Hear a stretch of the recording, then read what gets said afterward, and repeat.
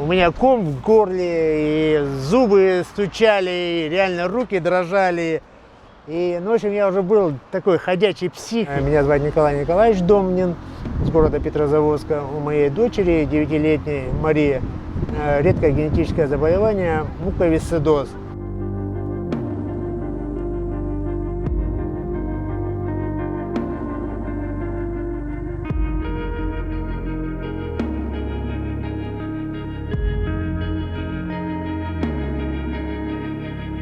Отцы вообще в основном они стараются отойти от этой проблемы. Это я такой, впечатлительный, переживаю за это все.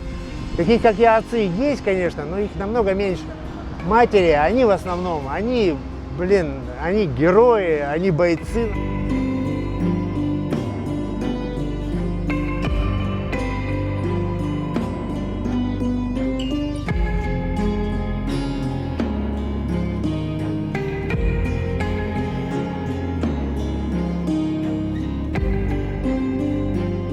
Хрупенькие, слабенькие, хорошенькие по своей, такие, но они выходят, там дождь видно, и пурга, и зной, и они стоят несчастные. Они меня подтолкнули на этот выход. Я просто посмотрел, что думаю, слушай, Николай, а ты так чисто, неправильно ты поступаешь. Видишь, они выходят, а ты вот не выходишь, ты от груди там 120 толкаешь.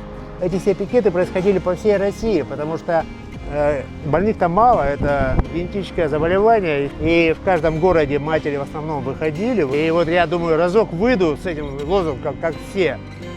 Это был как раз 20-й год, февраль, 19 числа я к Минздраву вышел.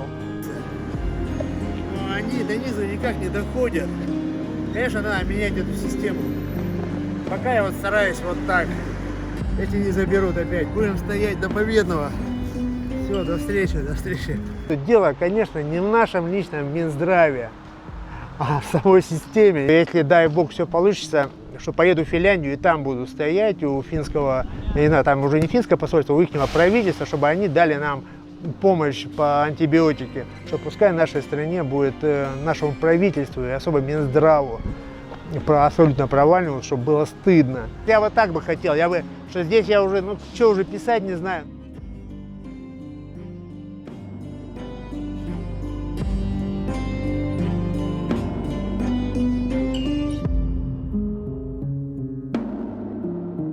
Последняя соломинка переломила хребет верблюда. Я борюсь за лекарства, чтобы из этих детей, как и за границей, чтобы они жили полную, полноценную, счастливую жизнь.